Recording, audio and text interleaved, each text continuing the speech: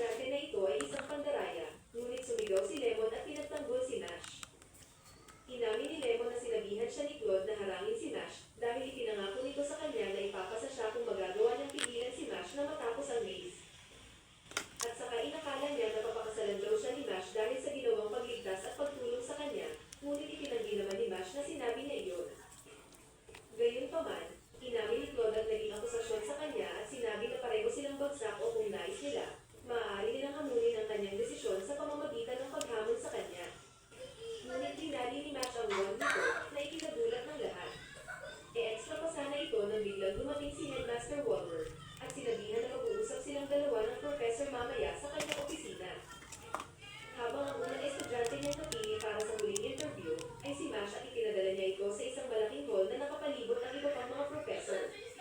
Nang magsimula ang interview, nagustuhan naman ni Headmaster Wahlberg ang mga isinagot ni Nash sa kanyang mga tanong.